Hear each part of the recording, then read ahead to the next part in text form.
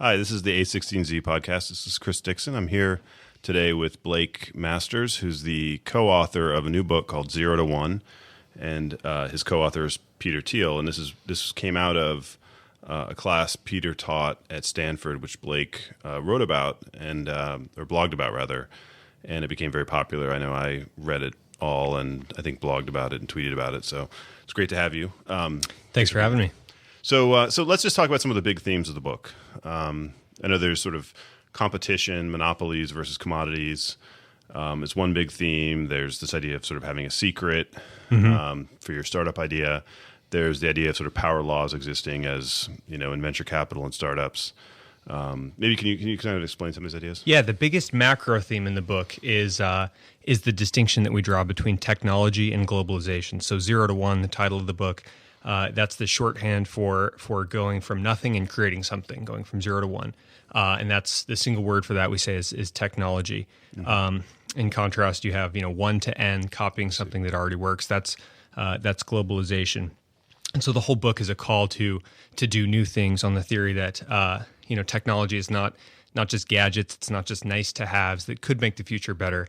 Actually, the future is going to be radically better than what we have now, or it's going to be radically worse, and that's going to hinge on the question of whether we can develop new technology. So the idea is we've gotten good at globalization at 1 to N, but we, in the process, neglected the 0 to 1. Is that kind of exactly? They're both progress. So it's like when everyone hopes for a future of progress, but we really need to distinguish between these two modes, kind of spreading old ways of creating wealth everywhere and then doing new things. So if you look at before World War I, the world was, from maybe the mid-19th century to World War I, there was lots of globalization, lots of trade, also lots of technological development. Then you have World War I, and you get from maybe 1914 to Kissinger in China, you get a tremendous amount of technological development, but not much globalization. And since the early 70s, we think there's been tons of globalization and limited progress in technology. Almost all that progress has been confined to IT, which of course we know all about in Silicon Valley. What is the theory as to why? This is sort of connects to Peter's venture fund, who has a famous sort of saying that we asked for flying cars and all we got were 140 characters, referring to like social networks and things. What in your view and Peter's view is the theory as to why there's been so much progress in bits and not in atoms, or in computer science and not in the real world stuff? Or whatever? Well, the libertarian answer, of course, is just regulation. Right? Regulation. Any hacker can go and get stuff done. It's actually really hard to manipulate the world of atoms because you have to deal with people, regulators who know something about that. They know what it looks like. It's a convenient answer. It probably doesn't explain everything. There's probably a certain path to. It's also things like Moore's law, for example. I mean, it's not every area where you have this incredible exponential improvement. It would be really hard, actually, to improve, global food production in any sort of exponential way that resembles Moore's law. But we also, so there's something singular about the computer business. There's something singular about the last 40 years in IT. And at the same time, the more that goes, we run the risk of just sort of conflating progress with computers and kind of stopping demanding it in all these other contexts. Yep. Okay, so what are some of the other big themes? One of the biggest sort of sub themes is the distinction between competition and monopoly in business.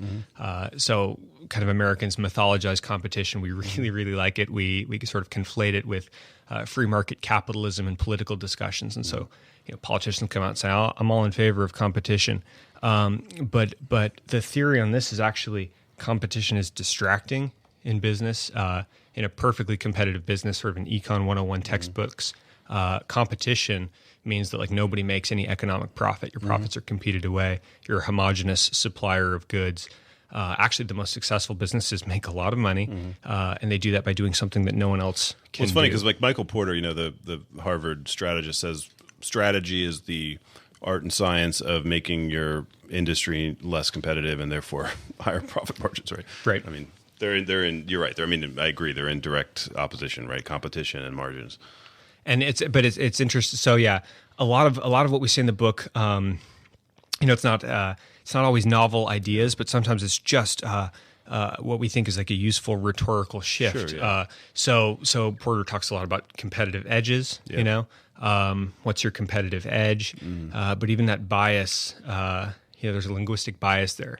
Pro-competition, or Clay Christensen talks about disruption. And so startups have gone around talking about how good it is to disrupt things. Actually, disruption is a term very much anchored in the vantage point of like bigger firms. The book was written for bigger firms as to how to avoid, threats from these technology startups. So we say like, don't disrupt, don't compete. Think about like what unique and valuable things you can do, and then go do them. And of course, that's any successful industry is going to attract competition. But it's almost like the moment you focus on your competitors, you're going to lose sight of the big opportunity in front of you. So the specific advice to entrepreneurs is don't create the nth social network. Go and do like Elon Musk style, like SpaceX, electric cars, things where you can be the only one who's doing it in sort of a modern Silicon Valley style or something. Exactly. And the pushback to this, so people say, we say don't create the nth social network, and people love to point out, well, Zuckerberg, came after Friendster. He created an nth social network, and that's true in a technical sense. And yet, Facebook worked in a way that Friendster didn't. So then there's the question of why. Did he just merely take the idea that already existed and sort of iterate on it in this agnostic process? He didn't, right? He didn't focus on the competition. As soon as he knew he had something at Harvard, right, there was a long-term plan then that they set in motion. And so it's not about necessarily being first, right? The first mover advantage can be a good tactic, but what you really want to do is ignore competition and figure out how you can be the last mover in any industry, how you can define it. You never want to be like a competitive player in social networking. You want to be the company that defines social networking. It's interesting. Sometimes I hear people say it's a similar idea, which is it's sometimes harder ideas are easier. I saw this. We were investors. Actually, Founders Fund was too, I think, in Oculus as an example. And it's interesting what I saw. I was on the board there and I got to observe it, which is you sort of go out, you plant a flag, you say, I'm building virtual reality. And then all of these interesting people who have been thinking about the problem for years had never had a home all kind of came together, right? And you sort of ended up with a talent monopoly. And I have no connection to the Elon Musk companies, but I've heard the similar things happened at SpaceX and Tesla. If you want to go make rockets, there's one place to go. That's right. If you're like the smartest rocket person and you're tired of dealing with government bureaucracy, like they all went there, is my understanding, right? And so that, in a weird way, like it's harder, but then by doing it, it sort of inspires all of the best people to potentially to come join you. And I think that's the only way that if you're a startup, that's the only way that you're going to, you're not going to be able to pay as much as Google or Facebook at this point. And that's the only way to attract people. Yeah. Probably. It's interesting. Yeah. It's something that was sort of counterintuitive. I never would have understood it until I kind of got to observe some of it myself and see how it works. What are some of the other big ideas in the book? Another big idea, kind of in the investment context, or at least we use VC to explain it, is the power law. The idea that some things are just radically less equal than others. There's radical, unequal distributions. The power law is sort of exponential growth, whether it be in the value of a company or the value of an asset like a VC portfolio, things like this, right? So it's a tricky chapter to explain because everybody sort of feels like they've already internalized this. Obviously, people kind of think like things are unequal. I know things are unequal. Not everything's purely equal.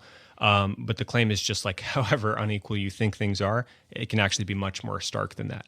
So if you look at Facebook's valuation compared to all these other members of the so-called unicorn club, I think TechCrunch did like a bar graph, and it's staggering. It's staggeringly valuable relative to even like very, very successful companies. This is sort of power law is sort of the outside way to describe what happened. Inside of the mechanism usually is some kind of what they would call a cumulative advantage or rich get richer effect or something like this. Like internally, there's an effect that happens where the successful company gets even more successful. It compounds. You get runaway growth.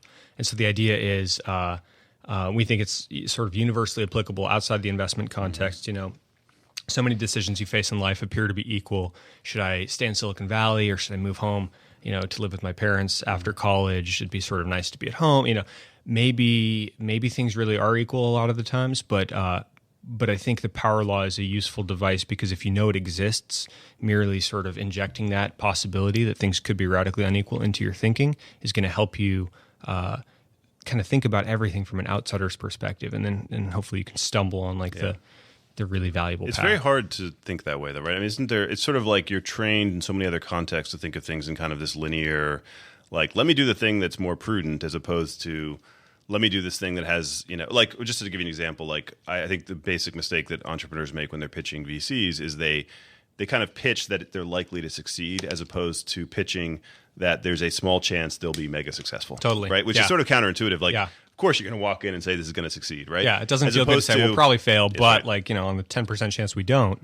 That's right. And so, but the reality is, like, nobody, like, once you do the investing for a while and you kind of internalize the power law stuff, you don't, like, if you pass on a company where, okay, maybe they'll be successful, you don't stay up at night thinking about that. If you pass on the company that there's a 1% chance at the next Google and people are going to talk about this story for the next 30 years, like, there are still lots of stories about the people that passed on Facebook and Google, and right.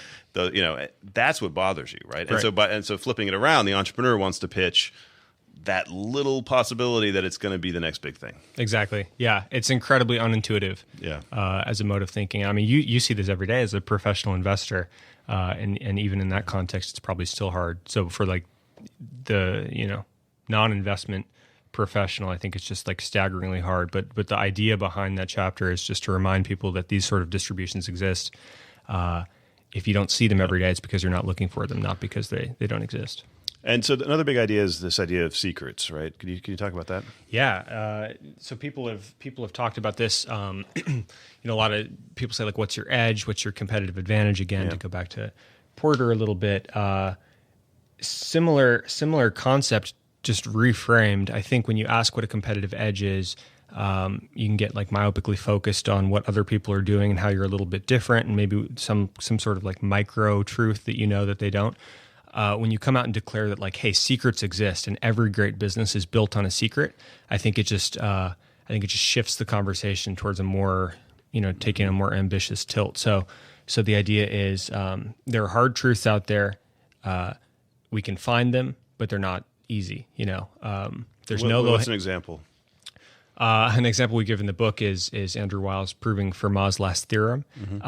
Didn't really change the world in a non-academic sense, but it was a really important discovery because for 300 years, no one really had succeeded at this, and yet he thought it was possible, right? So it's like if you see people fail for 300 years and you just assume that, like, that's not possible, you'll never even try. And so the idea is there's hard problems out there. We can solve them. Going to Mars would be an example. Like, a lot of people probably think it's impossible. They think Elon's destined to fail. But I thought a secret, though, is you believe something that no one else or very few people. So his secret would be like, I can build a company that goes to Mars by 2020, right? Not like so there's like academic secrets, And the idea is every great business is founded on a secret. Is that right? Yeah. So you look at like. I guess you look at all the delivery startups right now. Some are really succeeding. The secret there is, like, that was a good idea.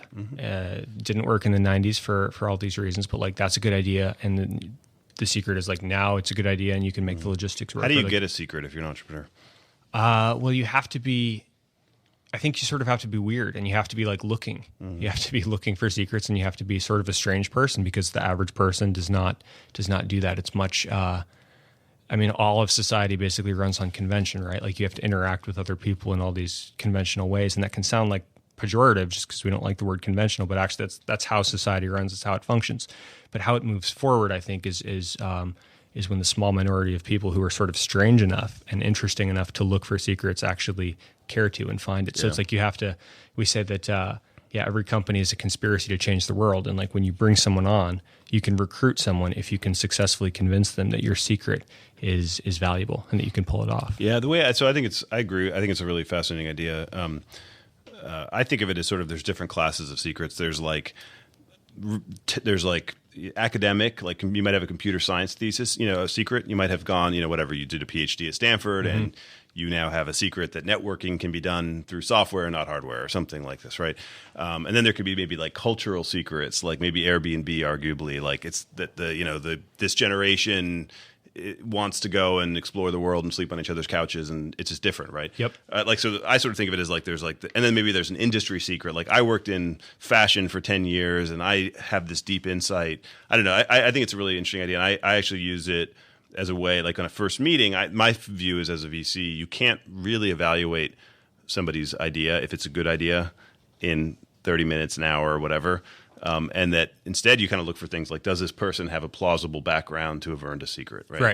Right. Like, did this person spend, like, in some ways you got to earn it, right? And you don't typically just walk down the street and boink, you get hit by a secret, right? Like, you have to, like, have spent time doing something different. You were off in some other country, in some other industry, doing some research or something to see the world differently. Yeah. I'm not a professional investor, but I think it's a good sign if I left a pitch meeting, having just been pitched, saying that person believes something really weird that I'm not on board with yet.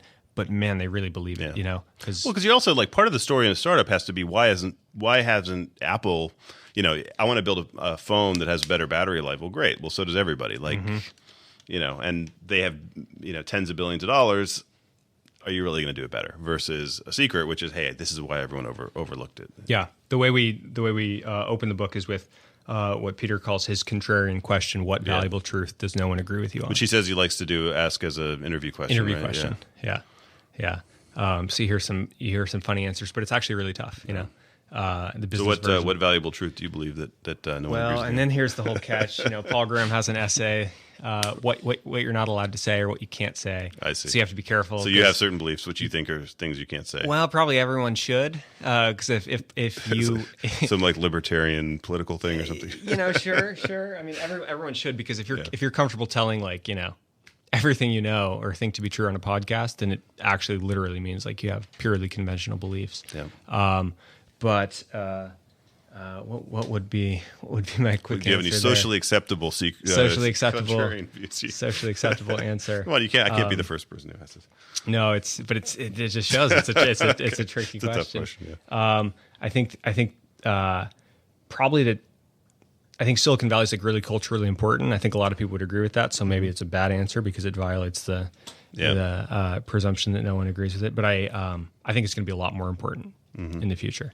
I think. Do you think people are underestimating the importance to the degree to which it will be important? I do, and it's risky to say because it can be easy to sound, like Silicon Valley technologists or smug. What do you think? Do you think, like, some people think, okay, there was the '90s bubble and now we're having the second bubble, or is this like, no, it's like more like the Gartner hype cycle where you had a bubble and it fell and now it's going to be the next 50 years of probably more the latter. Yeah. Probably more the latter. I mean, it's hard. I mean, from my casual perspective, things can seem a little frothy, but at the same time, if you're optimistic, I think you have to be bullish on Silicon Valley, because we need new technology, and it's not like technology only comes from Silicon Valley, or that everybody needs to be like us. I don't know if it was you or Mark who tweeted, we need like 50 Silicon Valleys. We need like a Silicon Valley in Detroit. Mark has a view. He calls it, like, you need Drone Valley. You need Drone Valley, Bitcoin, right? Bitcoin Canyon. Bitcoin Canyon.